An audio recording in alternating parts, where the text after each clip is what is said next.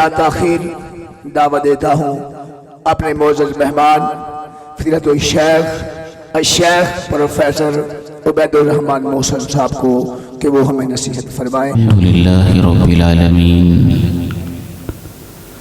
والصلاة والسلام على أشرف الأنبياء وخاتم المرسلين أشهد أن لا إله إلا الله وحده لا شريك له وأشهد أن محمدًا عبده ورسوله صلى الله عليه وعلى آله وصحبه وسلم رب اشرح لي صدري ويسر لي أمري واحلل عقدة من لساني يفقه قولي اللهم انفعني بما علمتني وعلمني ما ينفعني وزدني علما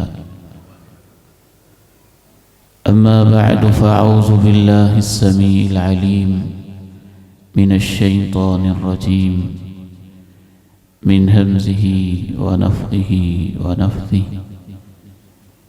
بسم الله الرحمن الرحيم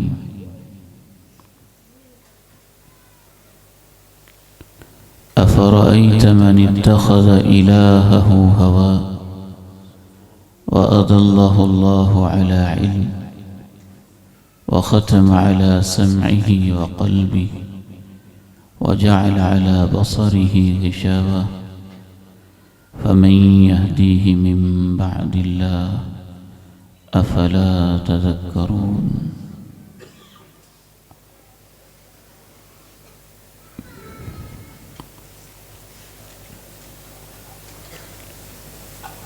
انسان جب اس کائنات میں آتا ہے اس کے لیے ایک ماں کی ممتا اور ماں کی گود ہوتی ہے، باپ کی محنت شاقہ اور اس کی شفقتیں اور اس کی سواری کے لیے اس کے کندھے اور اس کے کھیلنے کے لیے باپ کا سینہ موجود ہوتا ہے۔ وہ انسان بڑا بدبخت ہے جو ماں کی ممتا سے فائدہ اٹھاتا رہے، باپ کی شفقتوں سے مستفید ہوتا رہے، اس کی انگلیاں پکڑ کے چلنا بھی سیکھے اور گھر میں اس کے لگائے ہوئے دسترخوان سے کھائے بھی، لیکن پھر بھی اپنے ماں باپ کی قدر نہ کرے۔ اس اصول کو تو پوری دنیا ہی مانتی ہے کہ وہ شخص بڑا ظالم ہے جو ماں باپ کی محبت کی قدر نہیں کرتا، اور اللہ کا قرآن کہتا ہے وہ اس سے بھی بڑا ظالم ہے جو اپنے رب اور اللہ رب العالمین کی قدر نہیں کرتا۔ باپ نے تو اللہ کی بچھائی ہوئی زمین میں سے محنت کر کے اس کے رزق کا ایک انتظام کیا اور ذریعہ بنا ہے، ماں نے تو اللہ کی دی ہوئی ممتا ہی اپنے بیٹے کے لیے قربان کی ہے۔ اللہ تو وہ ہے جس نے ماں سے بڑھ کے انسان کو محبت دی ہے اور باپ سے بڑھ کے انسان کو پیار دیا ہے۔ ماں باپ نے تو ایک مرلے کا ایک چھوٹا سا کمرہ ہی اس کو دیا ہے۔ رب وہ ہے جس نے میرے لیے زمین کو بچھایا کہ بندے تیرے لیے یہ بچھونا ہے، میرے سر کے اوپر 7 آسمان تان کے کھڑے کر دیے، مجھے روشنی کی ضرورت ہوئی تو اس نے سورج کو نکالا، مجھے ضیاء پاشیوں کی ضرورت ہوئی تو دن کی روشنیاں بکھیری، مجھے آرام و راحت کی ضرورت ہوئی تو رات کے اندھیرے اس نے میرے لیے کائنات کے پردے پہ ان کو چھانے کا حکم دے دیا، مجھے ماں کی ضرورت ہوئی تو اس نے ماں کے اندر اور سینے میں ممتا رکھ دی، باپ کے دل میں میرے لیے شفقت رکھ دی، بہن کی زبان پہ میرے لیے لوریاں رکھ دی۔ وہ میرا رب ہی تو تھا جس نے پانی کی بوند سے مجھے نطفہ اور علقہ بنایا، مضغہ مخلقہ بنایا، پھر میرے گوشت پوست کا ٹکڑا بنایا، ہڈیاں بنائیں، فکسونا العظام لحما، ہڈیوں کے اوپر گوشت چڑھایا، انگلیاں بنائیں، پورے بنائے، ناخن بنائے، جوڑ بنائے، لکیریں بنائیں، تھمب امپریشن بنائے، میرے گال اور رخسار بنائے، زبان بنائی، 30,000 ذائقے خانے بنائے، ہونٹ بنائے، مجھے قوت گویائی دی، کان بنائے، ان کا فریکوینسی لیول سیٹ کیا، والیوم سیٹ کیا، کتنا سننا ہے کتنا نہیں سننا ہے، دل کو بنایا، دل کی دھڑکنیں بنائیں۔ وہ بڑا ظالم انسان ہے جو پوری زندگی اللہ کی نعمتوں سے محظوظ ہوتا رہے اور صرف اللہ کو اپنا الہ اور معبود نہ مانے۔ اس سے بڑا ظلم کائنات میں کوئی نہیں ہے۔ صرف یہی نہیں، اس نے تو میرے لیے وہ انتظام کیے، وہ محبتیں دیں، میں دن بھر میں اس کی نافرمانیاں کرتا رہا، وہ دیکھتا بھی رہا، قادر تھا قدیر تھا اور پردے ڈالتا رہا۔ سارا دن میں نے اس کی بغاوتیں کی، رات کو مجھے اس نے پھر بھی آرام کی نیند سلایا، صبح اس نے محبت کے ساتھ جگایا اور پھر بھی سحری کے وقت ہاتھ پھیلا کے کہا، کون ہے جو دن کا نافرمان ہے، مجھ سے آ کے معافیاں مانگے، میں اس کے گناہوں کو معاف کرنے کے لیے تیار ہوں۔ رب کریم کی عظمت کا ایک اور پہلو یہ بھی ہے کہ جب زمین نہ رہی، جب کائنات نہ رہی، جب سورج بے نور ہوا، جب چاند گہنا گیا، جب ستارے جھڑ گئے، جب پہاڑ اڑتی ہوئی روئی کی گالوں کی طرح بالکل فضاؤں کے اندر تحلیل ہو گئے اور بکھرنے لگے، تو اس وقت وہ ایک ہی تو ہوگا جو الحی القیوم ہے، اور وہ مجھ سے میری زندگی کا حساب لے گا۔ یا ایھا الناس اعبدوا ربکم الذی خلقکم والذین من قبلکم، اس نے ہمیں پیدا کیا، آباء و اجداد کو پیدا کیا۔ کیف تکفرون باللہ وکنتم امواتا فاحیاکم، اس اللہ کو کیوں کر نہیں مانتے ہو کہ جو تمہیں عدم سے وجود بخشتا ہے، تم کچھ نہ تھے اور تمہیں کچھ بناتا ہے۔ ام خلقوا من غیر شیء ام هم الخالقون،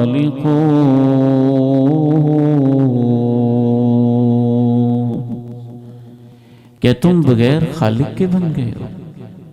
تمہاری یہ خوبصورت آنکھیں، ان کی سیاہی، ان کی سفیدی، ان کی پلکیں، ان کی نزاکت، ان کا مڑنا، ان کا بننا، ان کا کھلنا، ان کا بند ہونا، ان کی بصارت، ان کے پیچھے 1,30,00,000 لگے ہوئے لائٹ ریسیپٹرز، ان کا پلکنا، ان کا جھپکنا، ان کے ایکسپریشن، ان کے تاثرات، ان کے آنسو، ان کے اندر تیرنے والے سارے کے سارے تاثرات۔ ام خلقوا من غیر شیء ام هم الخالقون، کسی خالق کے بغیر بن گئے ہو یا تم خود اپنے آپ کو بنا رہے تھے؟ لیکن اس انسان نے سب سے بڑا ظلم یہی کیا کہ اپنے رب کو پہچانا نہیں، رب کو پہچانا تو اس کے شریک بنائے۔ کبھی اس نے انبیاء و اولیاء کو اللہ کا شریک بنا دیا، کبھی اس انسان نے شہداء و صالحین کو اللہ کا شریک بنا دیا، کبھی اس انسان نے جانوروں کو اللہ کا شریک بنا دیا، گائے کو گھوڑے کو اللہ کا شریک بنا دیا، اور اس سے پوچھنے لگا۔ کبھی اس انسان نے ایک بے جان مجسمے اور پتھر کو اللہ کا شریک بنا دیا، کبھی اس انسان نے کواکب اور نجوم کو اللہ کا شریک بنا دیا، ستاروں کو اللہ کا شریک بنا دیا۔ لیکن اس انسان نے سب سے بڑا ظلم یہ ڈھایا، خصوصاً آج کے انسان نے، کہ آج کے انسان نے کہا میں خود ہی اے رب تیرا شریک ہوں۔ یہ میرا جملہ قابل غور ہے، اس کو نوٹ کیجئے، دلوں کی تختیوں پہ رقم کیجئے۔ سابقہ دور میں کچھ انسانوں نے یہ کہا، اور آج کے انسان نے اپنے اجتماعی ادارے بنا کے، پلازے کھڑے کر کے، بلڈنگیں کھڑے کر کے، زمین کے سینے کو چیر کے، آسمانوں میں اڑانے بھر کے اور سمندر میں تیراکیاں کر کے اللہ کی بنائی ہوئی کائنات کو اپنے کنٹرول میں لے کے مسخر کر کے کہا، اے رب تو کون ہوتا ہے؟ میں خود ہی سب کچھ کرتا ہوں، میں خود ہی تیرا شریک ہوں۔ اس انسان نے یہ ظلم ڈھایا۔ کیسے ڈھایا؟ اس پر ہم چند لمحات کے لیے گفتگو کریں گے۔ آپ میں سے اگر کسی بھائی کا موبائل آن ہے تو اسے سائلنٹ موڈ پہ کرے گا یا آف کرے گا۔ میرے پیارے پیارے بچے جو اٹھ رہے ہیں، آ رہے ہیں، جا رہے ہیں، یہ بیٹھ جائیں گے سکون اور محبت کے ساتھ۔ بیٹھ جو پیارے بیٹے، شاباش۔ بہت توجہ سے سمجھنے والا مسئلہ ہے یہ، اس دور کا ایک جیتا جاگتا ایشو ہے اور مسئلہ ہے۔ یہ نہ سمجھیں کہ یہ انسان نے پہلی دفعہ کیا، آج انسان نے ادارے بنا کے اجتماعی طور پہ کیا، گزشتہ دور کے انسانوں میں کچھ سر پھروں نے کیا۔ فرعون نے کیا کہا تھا؟ اللہ نے اس کو بادشاہت دی تو اس نے کہا انا ربکم الاعلی، رب کون ہوتا ہے؟ میں ہی تمہارا رب ہوں۔ اذهب إلى فرعون إنه طغى فقل هل لك إلى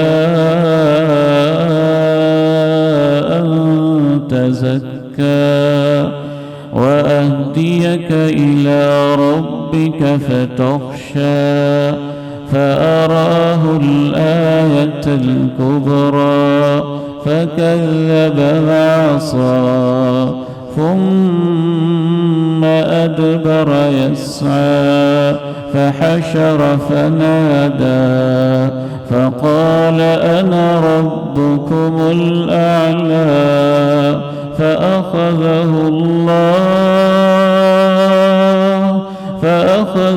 الله نكال الآخرة والأولى إن في ذلك لعبرة لمن يخشى۔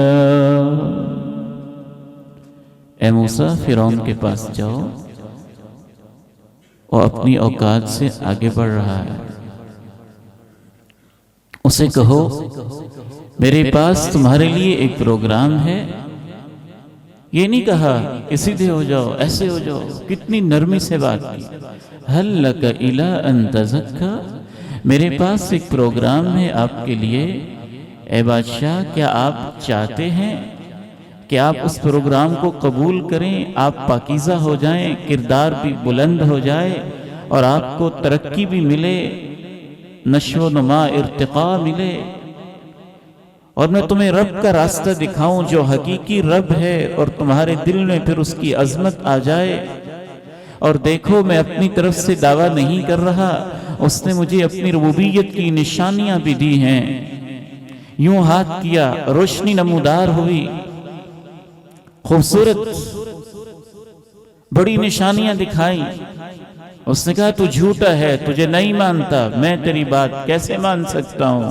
اس نے کہا جاؤ، میری تمام فوج کو، میرے سارے سرکاری ہرکاروں کو، نمائندوں کو یہاں جمع کرو۔ مجمع اکٹھا ہو گیا اور بھرے مجمع کے اندر اس نے کہا انا ربکم الاعلی، کوئی رب نہیں جس کی موسیٰ بات کرتا ہے، سب سے اونچا رب کوئی ہے تو وہ میں خود ہوں۔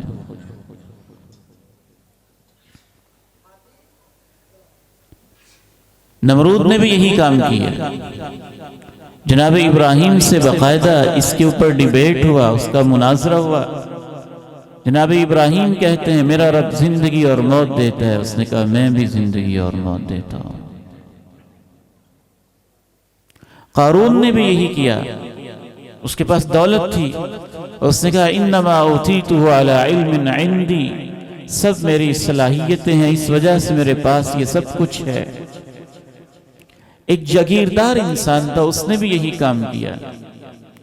اسے اللہ رب العزت نے زمینیں دیں، جاگیریں دیں، ایک باغ دیا، اور باغ کے اندر اللہ نے ایسی اس کو نعمتیں دی، اپنے زمین کے قطعے سے وہ ایک وقت میں 3 فصلیں اٹھاتا تھا، کناروں کے اوپر کھجوریں لگا رکھی تھیں، بیچ بیچ میں اس نے انگور کی بیلیں لگائی ہوئی تھیں، اور درمیان میں کہیں کہیں سینٹر میں اس نے چھوٹے چھوٹے کتے لگائے ہوئے تھے جہاں سے وہ زرعی فصل اٹھاتا تھا۔ ایک باغ سے ایک وقت میں 3 فصلیں لیتا تھا، اور اس کے باغ کے اندر اور اس کے زمین کے اس ٹکڑے کے اندر اللہ رب العزت نے ایسی برکت رکھی تھی کہ اسی کے اندر چشمے پھوٹ رہے تھے، نہریں جاری تھیں، باہر سے پانی کے انتظام کی اسے کوئی ضرورت نہیں ہوتی تھی، اور اس کی باغ کی ایک ٹہنی بھی ایسی نہیں تھی جو بے ثمر ہو اور اس کے اوپر پھل نہ لگتا ہو۔ وَلَمْ تَظْلِمْ مِنْهُ شَيْئًا وَفَجَّرْنَا خِلَالَهُمَا نَهَرًا، ایک ٹہنی پھلوں سے بھری ہوئی تھی۔ تو اپنے باغ میں داخل ہوا، وَدَخَلَ جَنَّتَهُ وَهُوَ ظَالِمٌ لِنَفْسِهِ قَالَ مَا أَظُنُّ أَن تَبِيدَ هَذِهِ أَبَدًا وَمَا أَظُنُّ السَّاعَةَ میرا نہیں خیال کہ یہ باغ کبھی ختم ہوگا۔ یہ میٹیریلزم ہے نا، یہ دنیا ختم نہیں ہوگی، یہ باغ ختم نہیں ہوگا، یہ ہمیشہ رہے گا، میں بھی ہمیشہ رہوں گا، باغ بھی ہمیشہ رہے گا۔ ہاں اگر مرنا پڑا، باغ ختم ہو بھی گیا، قیامت آئے گی نہیں، اگر آ بھی گئی تو وہاں بھی میں ایسے ہی وڈیرا اور باعزت اور بڑا ہوں گا۔ تو شرک کی ایک قسم ہے، اس کو کہا جاتا ہے نفس پرستی، اس کو کہا جاتا ہے خود پرستی، اس کو کہا جاتا ہے دنیا پرستی، اسے کہا جاتا ہے میٹیریلزم، اسے کہا جاتا ہے آج کی زبان میں لبرلزم، اسے کہا جاتا ہے آج کی دنیا میں ہیومنزم، اسے کہا جاتا ہے آج کی زبان میں نا غلاف لپیٹ کے اس زہر کے اوپر شوگر کوٹر چیزیں چڑھا کے انسانوں کو پاگل بنانے کے لیے، احمق بنانے کے لیے اسے ہی لبرلزم، اسے ہی میٹیریلزم اور اسے ہی ہیومنزم کا نام دیا جاتا ہے کہ انسان خود ہی سب کچھ ہے، وہ اپنی زندگی کے فیصلے خود کرے گا، کیونکہ اس نے بہت زیادہ ترقی کر لی ہے اور بہت زیادہ عروج پہ پہنچ گیا ہے، اب اسے آسمانی ہدایت کی کوئی ضرورت نہیں ہے۔ یہاں تک ایک بات واضح ہوئی کہ سابقہ ادوار کے اندر بھی کچھ انسانوں نے، آپ میرے ساتھ اس جملے کو ریپیٹ کریں گے، کہ اپنے آپ کو رب کہا۔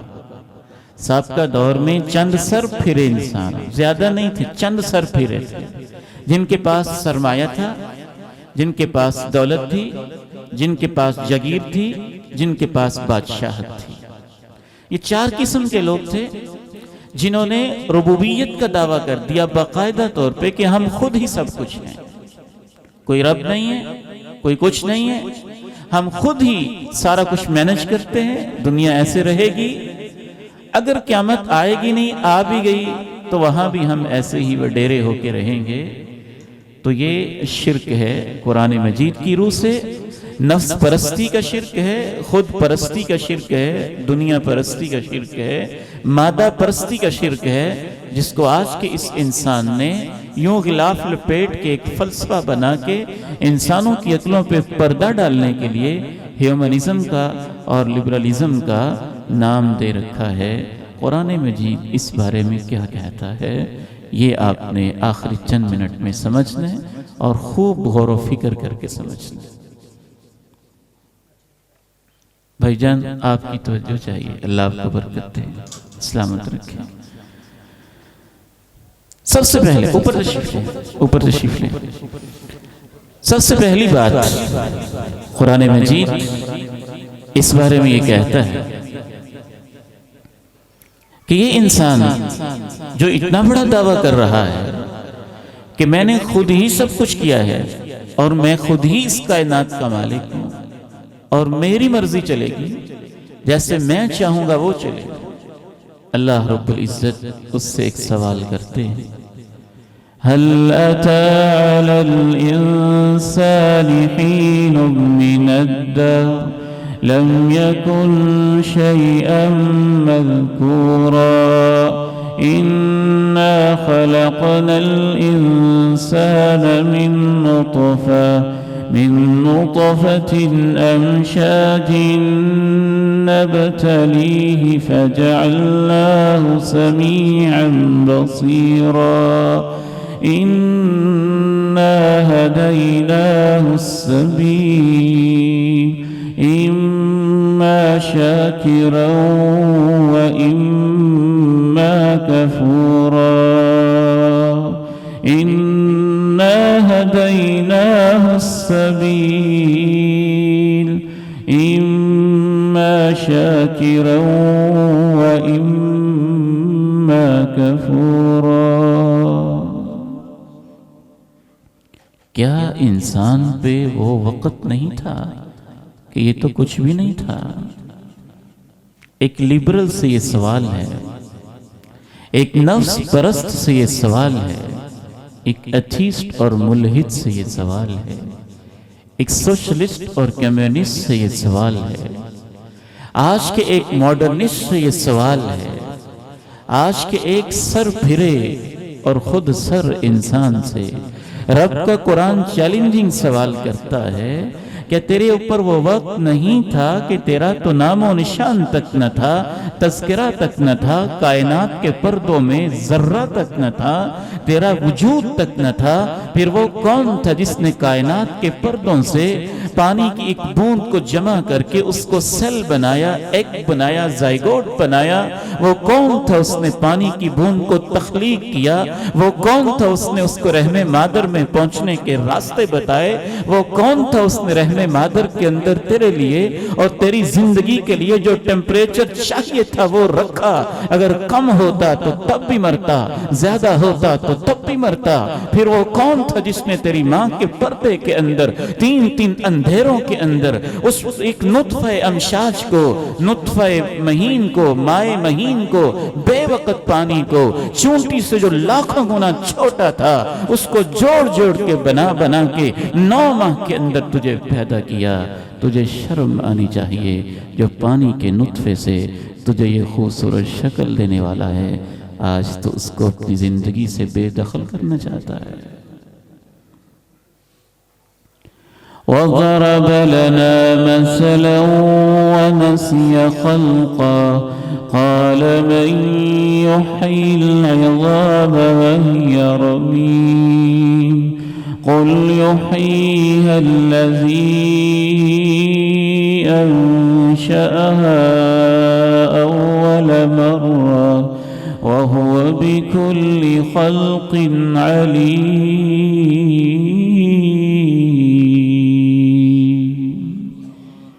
انسان ہمارے سامنے باتیں بناتا ہے، اللہ کی عظمت کے کیا کہنے ہیں؟ اگر اللہ چاہتا جیسے ہی انسان بات بناتا اللہ اس کی زبان کو گم کر دیتا۔ اے اللہ تیرے حلم اور تیری برداشت اور تیرے صبر کے کیا کہنے ہیں؟ انسان ایسی کوئی بونگی مارتا اور اسی وقت ہی اللہ اس کی آنکھوں کو مٹا دیتا، اس کے کانوں کو اللہ رب العزت اس سے قوت شنوائی کو چھین لیتا، اللہ اس کے ہاتھ کو فالج کر دیتا، اس کی زمین کو شق کر دیتا۔ لیکن اللہ انسان کو سمجھانا چاہتا ہے نا، اس لیے اللہ انسان سے سوال کرتا ہے، یہ ہمارے سامنے باتیں بناتا ہے، بھول ہی گیا ہے پیدا کیسے ہوا تھا؟ یہ کہتا ہے مجھے دوبارہ کون زندہ کرے گا جب میری ہڈیاں گل سٹ جائیں گی؟ ان سے کہہ دیجئے وہ زندہ کرے گا جس نے تجھے عدم سے وجود بخش کے تیری شکل کو پہلی دفعہ بنایا تھا۔ دوسرا سوال اللہ تعالیٰ ان لوگوں سے یہ کرتا ہے،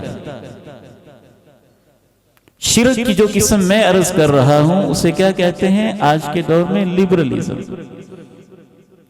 یہ اصل میں خواہش پرستی ہے، اپنی خواہشات کی غلامی، انسان نے اس کو نام دیا ہے لوگوں کی آنکھوں میں دھول جھونکنے کے لیے اور انسانوں کو پاگل بنانے کے لیے شیطان نے اس کو ایک فلسفہ بنا دیا ہے یہ ایک تکبر کی قسم ہے، یہ ایک خواہش پرستی کی قسم ہے، یہ ایک ذلت کی قسم ہے، یہ ایک ناشکری کی قسم ہے، یہ ایک اللہ کی بغاوت کی قسم، اور انسان نے اس کو ایک فلسفی بنا کے لوگوں کے سامنے بڑا پرکشش بنا دیا ہے کہ پتہ نہیں یہ کیا چیز ہوتی ہے۔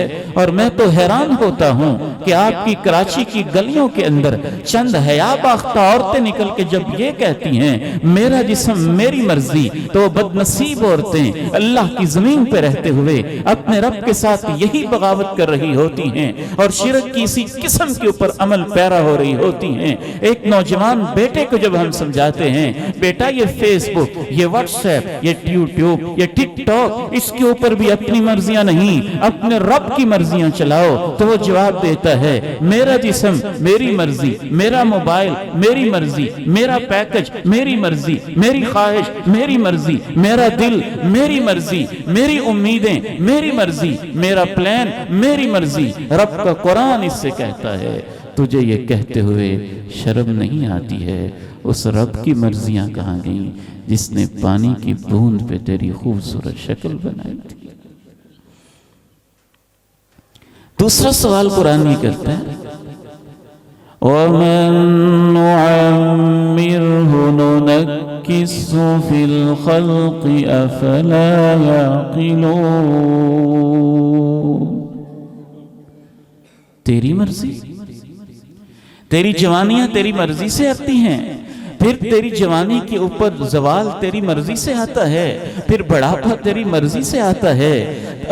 اگر تیری مرضی ہوتی تو تیرے بال سدا کالے رہتے، اگر تیری مرضی ہوتی تیرے ہاتھوں میں سدا طاقت رہتی، اگر تیری مرضی ہوتی تیری کمر کبھی نہ جھکتی، اگر تیری مرضی ہوتی تیرے چہرے پہ جھریاں کبھی نہ پڑتی، اگر تیری مرضی ہوتی بڑھاپا تیرے اوپر کبھی طاری نہ ہوتا، اگر تیری مرضی ہوتی تیری بینائی کبھی کمزور نہ ہوتی، اگر تیری مرضی ہوتی تو وہی کمر جو 2 من کی بوریاں اٹھاتی تھی وہ اتنی کمزور کبھی نہ ہوتی کہ وہ اس کی ٹانگیں اب اپنی لاش کا وزن اٹھانے کے بھی لائق نہیں رہی ہیں۔ وَمَن نُعَمِّرْهُ نُنَكِّسْهُ فِي الْخَلْقِ أَفَلَا يَعْقِلُونَ۔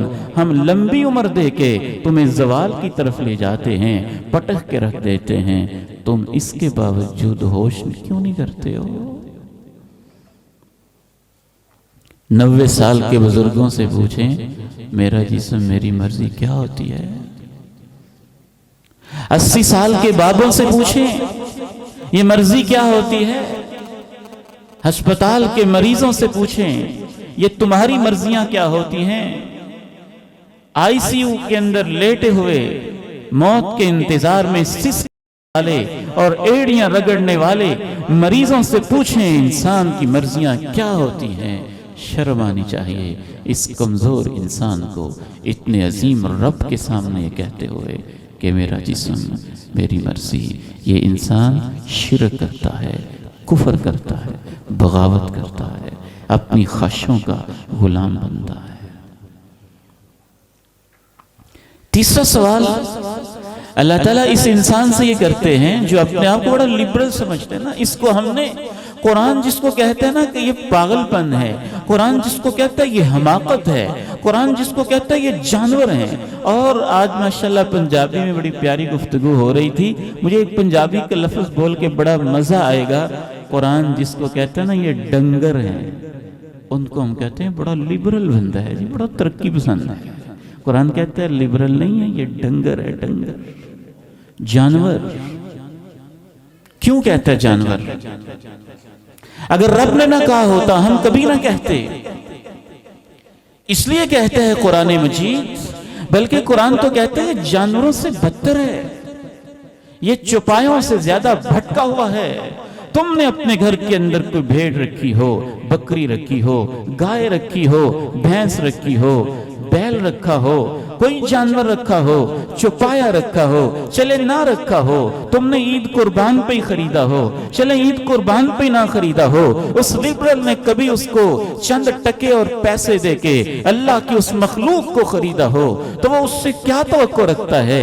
میں نے اس کی پیمنٹ کی ہے، میں نے اس کے پیسے دیے ہیں، میں اس کو ذبح کر سکتا ہوں۔ وہ جانور بھی اتنا سمجھدار ہوتا ہے، اگر 10-12 دن اس کو گھر میں اپنے کھونٹے پہ باندھ لیں اور اس کو صبح شام چارہ کھلا دیں، وہ اپنے مالک کو دیکھ کے سر کو جھکا جھکا کے اس کی طرف آ جاتا ہے، وہ اسے اشارہ کرتا ہے تو وہ اس کی سن لیتا ہے۔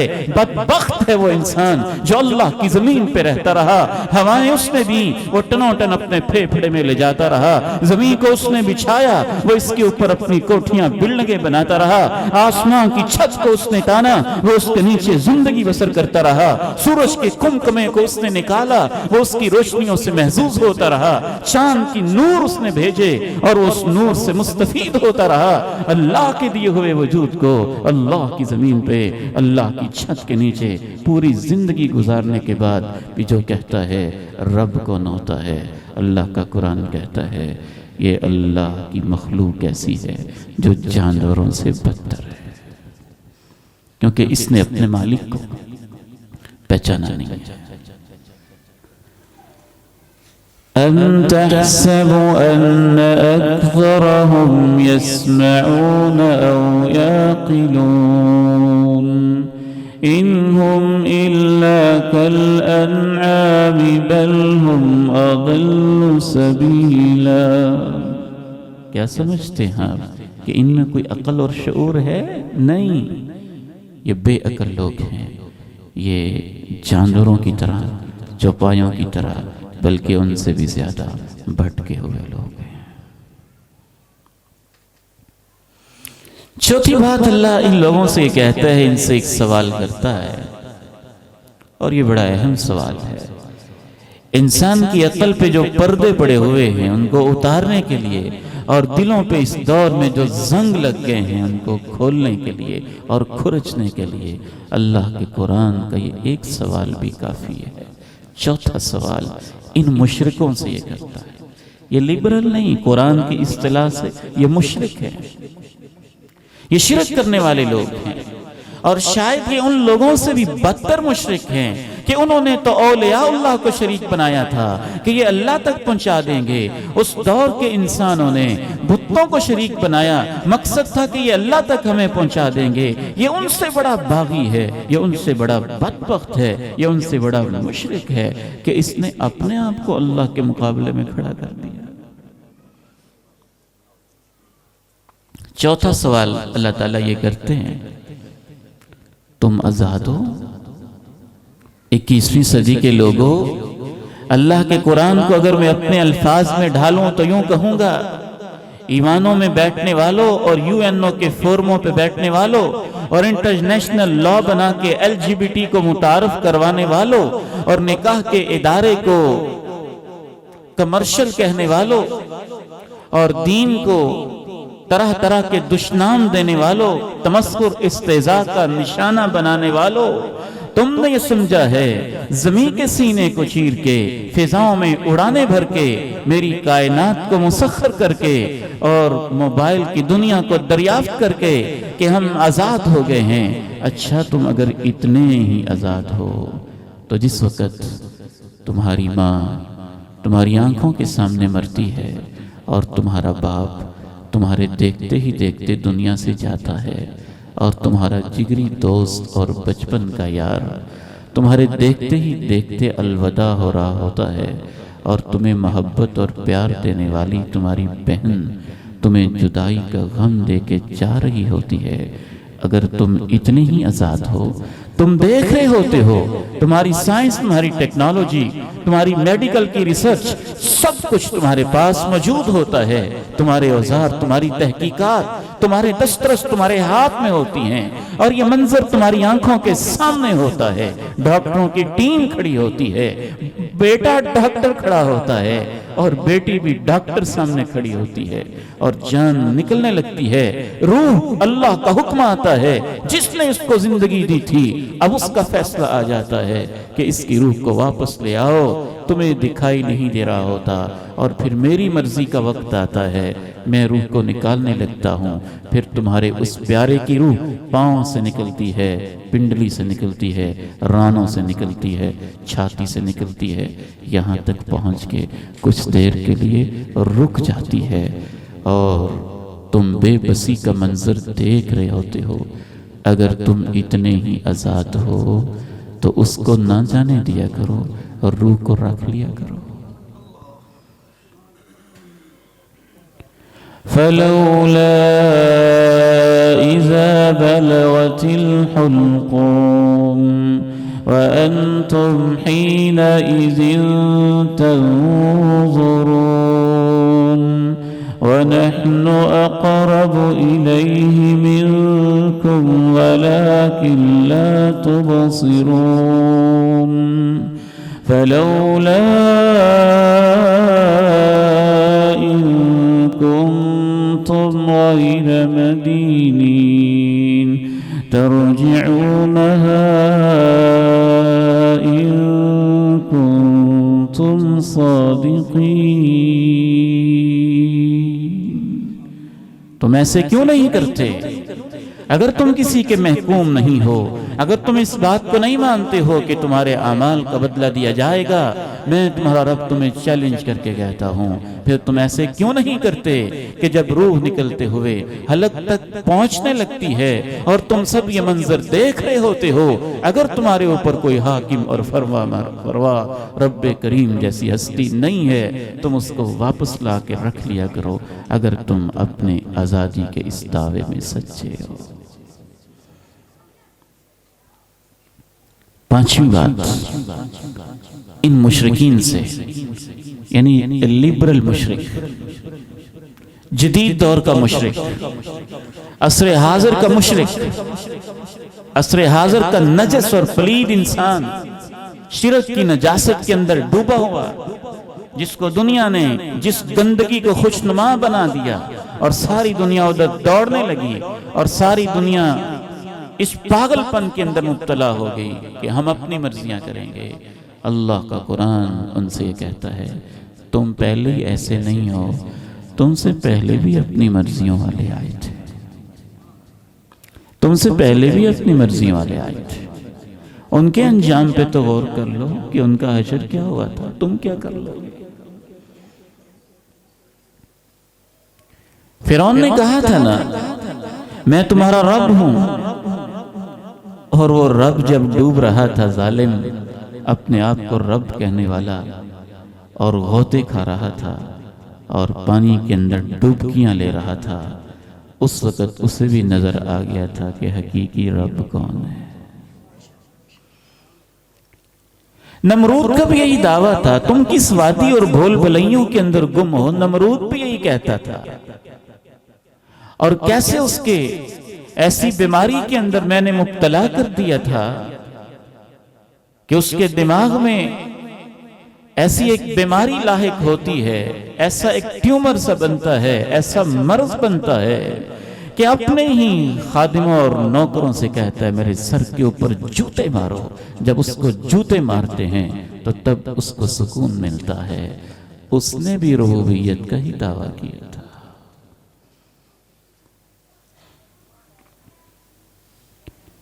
تم کیوں بھول جاتے ہو کہ تم سے پہلے بڑی بڑی طاقتور قومیں آئیں؟ والفجر وليال عشر والشفع والوتر والليل إذا يسر هل في ذلك قسم لذي حجر ألم تر كيف فعل ربك بعاد إرم ذات العماد التي لم يخلق مثلها في البلاد وثمود الذين جابوا الصخر بالواد وفرعون ذي الأوتاد الذين طغوا في البلاد فأكثروا فيها الفساد فصب عليهم ربك سوط عذاب إن ربك لبالمرصاد.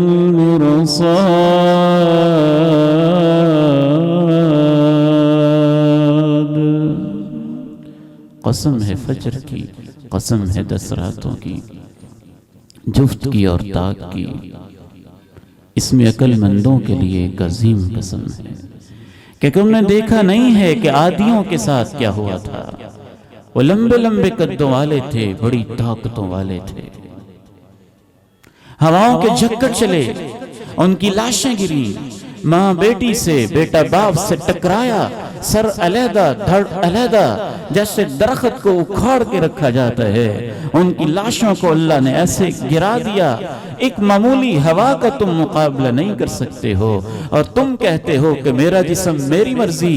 کائنات کے پردوں میں تمہاری اوقات ہی کیا ہے؟ اور تم کہتے ہو کہ ہم بڑے لبرل ہیں اور آزاد ہیں. تمہاری آزادیوں کا مطلب ہی کیا بنتا ہے؟ اس رب کے سامنے تم آزادیوں کے نعرے لگاتے ہوئے کیوں نہیں شرماتے؟ تم کیوں نہیں دیکھتے تم سے پہلے عادیوں کا حشر کیا ہوا تھا؟ تم کیوں نہیں دیکھتے فرعون کا انجام کیا ہوا تھا؟ تم کیوں نہیں دیکھتے قوم سمود کا حشر کیا ہوا تھا، جو اتنے سیویلائزڈ اور اتنے ڈیویلپڈ اور اتنے ترقی یافتہ تھے؟ اس دور میں ان کے پاس کتنی بڑی ٹیکنالوجی ہوگی کہ پتھروں کے اندر اپنے گھر بناتے تھے. یہ نہیں ہے کہ پتھر علیحدہ کر کے بناتے ہوں، پتھروں کے اندر تراش تراش کے اپنے محل بناتے تھے. تم نے دیکھا نہیں کہ ان کا انجام کیا ہوا؟ جاؤ موجوداڑوں کے آثار قدیمہ تو دیکھو. تمہارے جیسی ترقی سابقہ ادوار کے اندر بھی اس سے ملتی جلتی پائی جاتی ہے. ان کی واٹر سپلائیاں پائی جاتی ہیں. وہ ہڑپا کے در و دیوار کو جا کے دیکھو، ہندوستان کے آثار قدیمہ کو دیکھو، عرب باہدہ کی تاریخ کو پڑھ کے تو دیکھو، عاد اور سمود کی تاریخ تو دیکھو. تم سے پہلے یہ لوگ بڑے بڑے دعوے کر چکے ہیں، وہ اپنا انجام بھی دیکھ چکے ہیں. پتہ چلتا ہے کہ اصل رب تو وہ ہے جو ان سب کے اوپر کنٹرول کرتا ہے. اس کے باوجود تمہیں عقل کیوں نہیں آتی ہے؟ آخری بات عرض کر کے میں اجازت چاہتا ہوں. اذان کا وقت ہوا چاہتا ہے. 3:30 انشاءاللہ حضرت کرسب کہہ رہے تھے کہ انشاءاللہ نماز پڑھیں گے. تو میں نے عرض کیا ہر دور میں انسان نے شرک کیا، اور شرک کے مختلف طریقے رہے. کچھ سر پھرے انسانوں نے سابقہ دور کے اندر اپنے آپ کو ہی رب کا شریک بنا لیا، اور جدید دور کے انسان نے یہ شرک سب سے بڑھ کر کیا. دوسرے شرک بھی موجود رہے، لیکن یہ شرک تو ایک بین الاقوامی شرک بن گیا، اور اس نے اپنے ادارے کھڑے کر لیے، اور اس نے اپنے فلسفے بنا لیے، اور مسلمانوں کے گلی محلوں کے اندر اس کے نعرے لگنے لگے، اور ہمارے معصوم بچوں کے دماغوں میں اس کے اثرات دکھائی دینے لگے، اور ان کی زبان پہ یہ باتیں آنے لگیں: میرا جسم میری مرضی، میرا جسم میری مرضی، میں جو چاہوں کر سکتا ہوں. مسلمان ہو اور وہ یہ کہے رب کے قرآن کے سامنے اور اللہ کے نبی کی حدیث کے سامنے میری مرضی، مسلمان کو تو یہ زیب نہیں دیتا ہے. مسلمان کیا کہتا ہے؟ انما كان قول المؤمنين اذا دعوا الى الله ورسوله ان يقولوا سمعنا واطعنا سمعنا واطعنا. اہل ایمان کا تو صرف ایک ہی بول ہوتا ہے: اللہ تو رب ہے، مرضی تیری ہے، ہم تو تیرے بندے ہیں. ادھر فرمان محمد ہوتا ہے، ادھر گردن جھکائی ہوتی ہے. اہل ایمان کا یہی شان ہے، اہل ایمان کا یہی طور طریقہ ہے. جن کا یہ طور طریقہ ہے ان کا انجام کیا ہوگا، اور جن کا یہ طور طریقہ نہیں ہے ان کا انجام کیا ہوگا. اس بارے میں 2 آیتیں سنیے اور اس کے ساتھ ہی مجھے اجازت دیجیے. ومن يشاقق الرسول من بعد ما تبين له الهدى ويتبع غير سبيل المؤمنين نوله ما تولى ونصله جهنم وساءت مصيرا۔ جو میرے رسول کی مخالفت کرے گا حالانکہ ہدایت اس کے اوپر واضح ہو چکی ہو اور اہل ایمان کے راستے سے ہٹ جائے گا، اہل ایمان کا راستہ سمعنا واطعنا، وہ اس راستے سے ہٹ جائے گا، نولہ ما تولی، جدھر جانا چاہے گا ہم اس کو آزادیاں دے دیں گے، جاؤ ادھر چلے جاؤ، لیکن پھر اس کو ہم جہنم میں جھونک دیں گے اور وہ بہت برا ٹھکانہ ہے۔ فرعون کے ساتھ، یہ پرانے لبرل ہیں، فرعون کے ساتھ، قارون کے ساتھ، نمرود کے ساتھ، جاؤ تم ان کے ساتھی ہو، انہی کے ساتھ جاؤ۔ اور جو اپنی مرضیاں چھوڑ کے اللہ اور اللہ کے رسول کی غلامی میں آ جائے گا اس کا کیا انجام ہوگا؟ وَمَن يُطِعِ اللَّهَ وَالرَّسُولَ فَأُولَئِكَ مَعَ الَّذِينَ أَنْعَمَ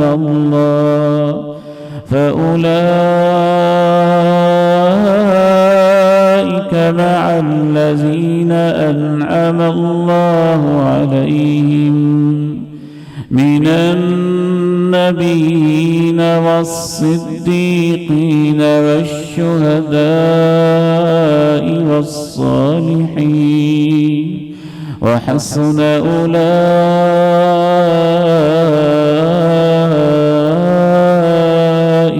رَفِيقًا۔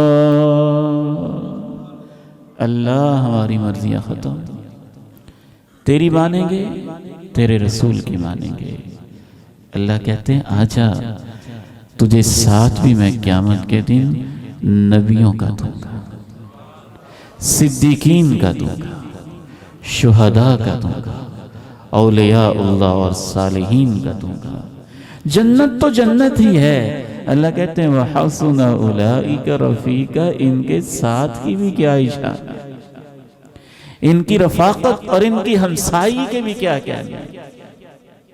یہ جو معصوم بچے قرآن پڑھ رہے ہیں انشاءاللہ بشرطے کہ یہ اس پہ عمل کریں، بشرطے کہ یہ اس پہ عمل کریں، انشاءاللہ اللہ ان کو نبیوں، صدیقین، شہداء، صالحین کا ساتھ دے گا، اور جنت میں پہنچانے کے لیے اللہ ان کے لیے پروٹوکول جو اللہ نے رکھا ہے وہ فرشتوں کا رکھا ہوا ہے، ان کے آگے پیچھے فرشتوں کا پروٹوکول۔ الماہر بالقرآن مع السفرہ الکرام البررہ، جو قرآن میں مہارت حاصل کرتا ہے، قرآن پڑھنے میں، قرآن کی تلاوت میں، قرآن کے ترجمے میں، قرآن کے فہم میں، قرآن کی تفسیر میں، قرآن پہ عمل میں، قرآن کو دنیا تک پہنچانے میں، یہ ساری سٹیجیں ہیں نا۔ ماہر کا لفظ عام ہے، جو قرآن میں مہارت پیدا کرتا ہے، مع السفرۃ الکرام البررہ، وہ ان کے ساتھ ہوگا جو قرآن کو لکھنے والے فرشتے ہیں، اور جو فرشتوں میں بھی بڑے معزز فرشتے سمجھے جاتے ہیں۔ یہ معصوم بچے، ان کا قرآن پڑھنا اور یہ قرآن کا مشن لاہور موٹر وے سٹی کے اندر، اس کو معمولی نہ سمجھیں، یہ ایک بہت بڑا مشن ہے، یہ نور ہے۔ قرآن سے روشنی ملتی ہے کہ دنیا کدھر جا رہی اور ہم نے کدھر جانا ہے۔ اس کے بغیر ہر طرف اندھیرا چھایا ہوتا ہے، تاریکی چھائی ہوتی ہے، اور انسانوں کو سجائی نہیں دیتا ہے حق کیا ہے اور باطل کیا ہے۔ یہ فرق کی صلاحیت قرآن سے ملتی ہے اور صاحب قرآن سے ملتی ہے۔